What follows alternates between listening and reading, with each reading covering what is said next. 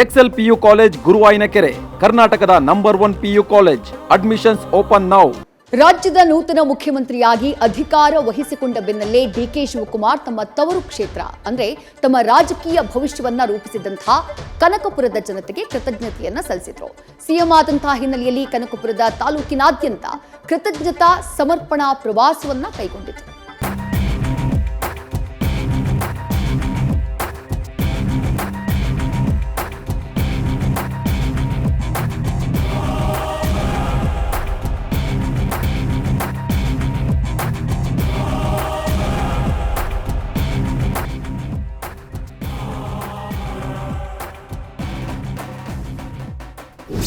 ಋಣ, ಮಣ್ಣಿನ ಋಣ, ಜನರ ಋಣ, ಮರೆಯಲಾಗದ ಬಾಂಧವ್ಯ, ಅಧಿಕಾರ, ಅಂತಸ್ತು, ಸಿಎಂ ಪಟ್ಟ, ಇದೆಲ್ಲದಕ್ಕಿಂತ ದೊಡ್ಡದು ಹೆತ್ತು ಹೊತ್ತು ಸಲುಹಿದ ತವರು ಮಣ್ಣಿನ ಋಣವೇ ಮೇಲ್ನೋಡಿ.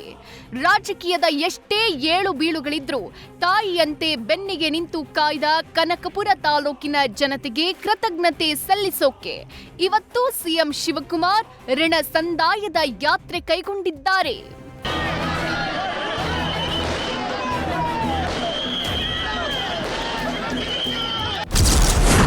ಹೆತ್ತವ್ವನಂತಿರುವ ಕನಕಪುರ ಜನತೆ ಮುಂದೆ ಕೈ ಮುಗಿದು ನಿಂತ ಡಿಕೆಶಿ.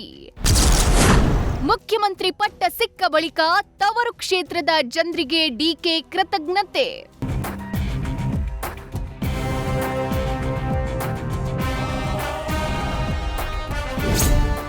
ಹೌದು, ಸಿಎಂ ಆದ ಬಳಿಕ ಮೊದಲ ಬಾರಿಗೆ ಸಿಎಂ ಡಿಕೆ ಶಿವಕುಮಾರ್ ಆಡಿ ಬೆಳೆದ ತವರೂರಿಗೆ ಬಂದಿದ್ದಾರೆ.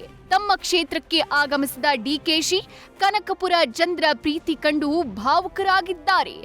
ಯಾವುದೇ ಅಬ್ಬರ ಆರ್ಭಟ ಹಮ್ಮು ಬಿಮ್ಮು ತೊರೆದು ಕ್ಷೇತ್ರದ ಕರೆಗೆ ಕರುವಿನಂತೆ ಓಡಿ ಬಂದಿದ್ದಾರೆ.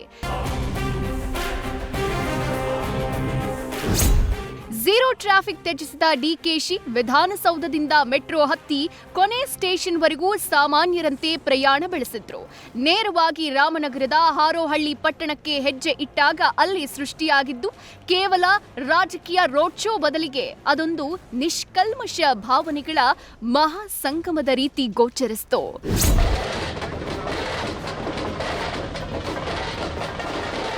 ಹಾರೋಹಳ್ಳಿಯ ಚಾಮುಂಡೇಶ್ವರಿ ದೇಗುಲಕ್ಕೆ ಭೇಟಿ ನೀಡಿ ಪೂಜೆ ಸಲ್ಲಿಸಿದ್ರು. ನಾಡದೊರೆ ಶಿವಕುಮಾರ್ ಎಂಟ್ರಿ ಕೊಡ್ತಿದ್ದಂತೆ ಕಾರ್ಯಕರ್ತರ ಜಯ ಘೋಷ ಮೊಳಗಿದ್ವು. ಪಟಾಕಿ ಸಿಡಿಸಿ ಜೈಕಾರ ಕೂಗಿದ್ರು. ಜನರ ನಡುವೆ ತೆರೆದ ವಾಹನದಲ್ಲಿ ಸಾಗಿದ ಡಿಕೆಶಿ ಕಣ್ಣುಗಳು ಭಾವಸ್ಪರ್ಶಕ್ಕೆ ಸಾಕ್ಷಿಯಾದವು.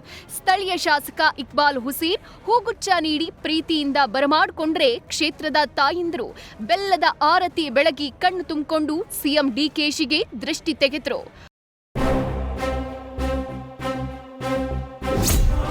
ಬಳಿಕ ನೆರೆದಿದ್ದ ಸಹಸ್ರಾರ ಮುಂದೆ ನಿಂತು ಮಾತನಾಡಿದ ಡಿಸಿಎಂ ಡಿಕೆ ಶಿವಕುಮಾರ್, ನಿಮ್ಮ ಪ್ರೀತಿಯೇ ನನ್ನ ಉಸಿರು ಎಂದು ತವರು ಕ್ಷೇತ್ರಕ್ಕೆ ಸಾಷ್ಟಾಂಗ ನಮನ ಸಲ್ಲಿಸಿದ್ರು. ನೀವೆಲ್ಲ ನನ್ನನ್ನ ವಿಧಾನಸೌಧದ 3ನೇ ಮೆಟ್ಲಲ್ಲಿ ಕೊಂಡೊಸಿ ಮುಖ್ಯಮಂತ್ರಿ ಮಾಡಬೇಕು ಅಂತೇಳಿ ನೀವೆಲ್ಲ ಪ್ರಯತ್ನ ಮಾಡಿದ್ರಿ.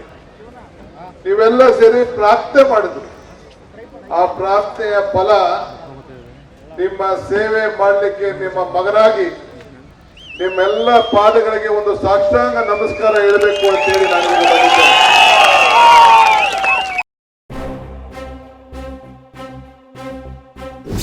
ಇನ್ನು ಕನಕಪುರಕ್ಕೆ ಆಗಮಿಸಿದ ಸಿಎಂ ಡಿಕೆ ಶಿವಕುಮಾರ್ ಮನೆ ದೇವರ ದರ್ಶನ ಪಡ್ಕೊಂಡ್ರು. ಕನಕಪುರ ಟೌನ್ನಲ್ಲಿರೋ ಮನೆ ದೇವತೆ ಕೆಂಕೇರಮ್ಮ ದೇವಾಲಯದಲ್ಲಿ ಪೂಜೆ ಸಲ್ಲಿಸಿದ್ರು. ಬೇಕುಪ್ಪಿಯಲ್ಲಿ ಮಾತನಾಡಿದ ಡಿಕೆಶಿ ತಿಹಾರ್ ಜೈಲಿನ ನೆನಪಿಗೆ ಜಾರಿದ್ರು. ನನ್ನನ್ನ ಸಂಕಟದಲ್ಲಿ ಸಿಕ್ಕಿದಾಗ, ತಿಹಾರ್ ಜೈಲಿಗೆ ಕಳಿಸಿದಾಗ ನಿಮ್ಮ ಕಣ್ಣೀರು, ನಿಮ್ಮ ಪ್ರಾರ್ಥನೆ, ನಿಮ್ಮ ಹರಕೆ, ನಿಮ್ಮ ಶ್ರಮ, ನಿಮ್ಮ ದುಃಖ, ನಿಮ್ಮ ದುಮಾನ. ನಾನು ತಿಹಾರ್ ಜೈಲಲ್ಲೂ ಕೂಡ ಅಲ್ಲಿರುವಂತಹ ಒಂದು ಚಿಕ್ಕ ದೇವಸ್ಥಾನದಲ್ಲಿ ಪ್ರಾರ್ಥನೆ ಮಾಡ್ತಿದ್ದೆ. ನಾನು ಟಿವಿಲಿ ನೋಡ್ತಾ ಇದ್ದೆ, ಪೇಪರ್ ನೋಡ್ತಾ ಇದ್ದೆ. ಬೆಂಗಳೂರಿನಲ್ಲಿ ಪ್ರತಿಭಟನೆ ಮಾಡಿದಾಗ ಬಂದು ಮಾಡ್ತಾ ಇದ್ದಂತಹ ಹೋರಾಟಗಳು, ದೆಹಲಿಗೆ ಕಾಲಲ್ಲಿ ಚಪ್ಪಲಿ ಹಾಕಕ್ ಆಗದವರು ಕೂಡ ನನ್ನನ್ನು ಬಂದು ಕೋರ್ಟಲ್ಲಿ ಬಂದು ನೀವೆಲ್ಲ ಬಂದು ಕೋರ್ಟಲ್ಲಿ ನಿಂತ್ಕೊಂಡು ನೋಡ್ತಾ ಇದ್ದಿದ್ದು, ರಸ್ತೆಯಲ್ಲಿ ನೋಡ್ತಾ ಇದ್ದಿದ್ದು, ನೀವು ಆಗ್ತಿದ್ದಂತ ಕಣ್ಣೀರು, ಇದೆಲ್ಲ ಕೂಡ ನನಗೆ ಅರಿವಿದೆ.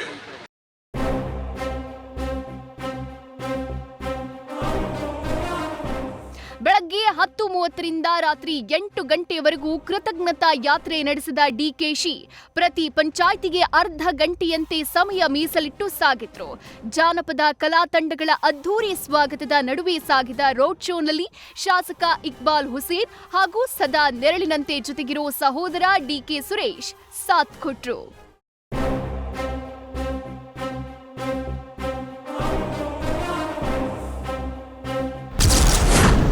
ಗಮನ ಸೆಳೆದ ಕಟೌಟ್ಗಳು, ಬೃಹತ್ ಹಾರಗಳು. ಇನ್ನು ಸಿಎಂ ಡಿಕೆ ಶಿವಕುಮಾರ್ಗೆ ಅಭಿಮಾನಿಗಳು ಭಿನ್ನ ವಿಭಿನ್ನ ರೀತಿಯಲ್ಲಿ ಸ್ವಾಗತಿಸಿದ್ರು. ಹಾರೋಹಳ್ಳಿ ಸರ್ಕಲ್ನಲ್ಲಿ ಹೂವಿನ ಮಳೆ ಸುರಿಸಿ ಸ್ವಾಗತಿಸಿದ್ರು. ಬೃಹತ್ ಕಟೌಟ್ ಜೊತೆಗೆ 20 ಅಡಿ ಉದ್ದದ ಬೃಹತ್ ಮೆಣಸಿನಕಾಯಿ ಹಾರ ಗಮನ ಸೆಳೀತು. ನಾರಾಯಣಪುರ ಗ್ರಾಮದಲ್ಲಿ ಬೃಹತ್ ಮೂಸುಂಬಿ ಹಾರ ಹಾಕಿ ಸ್ವಾಗತಿಸಿದ್ರು. ಕೋಡಿಹಳ್ಳಿ ಗ್ರಾಮಸ್ಥರು ಬೃಹತ್ ಸೇಬಿನ ಹಾರದ ಮೂಲಕ ವೆಲ್ಕಮ್ ಮಾಡಿಕೊಂಡ್ರು. ತಮಟೆ, ನಗಾರಿ ಸದ್ದು ಸಂಭ್ರಮವನ್ನ ಇಮ್ಮಡಿಸಿತು.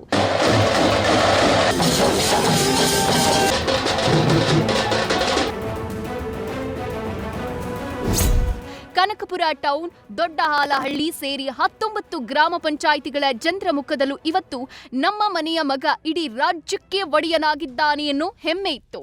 ಅಧಿಕಾರ ಸಿಕ್ಕಾಗ ಹಳ್ಳಿಗಳನ್ನ ಮರೆಯೋ ನಾಯಕರ ನಡುವೆ ಸಿಎಂ ಆದ ತಕ್ಷಣ ಪ್ರತಿ ಪಂಚಾಯಿತಿಗೂ ಬಂದು ಕೃತಜ್ಞತೆ ಸಲ್ಲಿಸಿದ ಡಿಕೆಶಿ ನಡೆ ಇವತ್ತು ಕನಕಪುರ ಜನರ ಹೃದಯ ಗೆದ್ದಿದೆ. Mohan, news first, Ramanagara. News first ನಿರ್ಭೀತಿಯಿಂದ ನಿಮ್ಮ ಪರವಾಗಿ.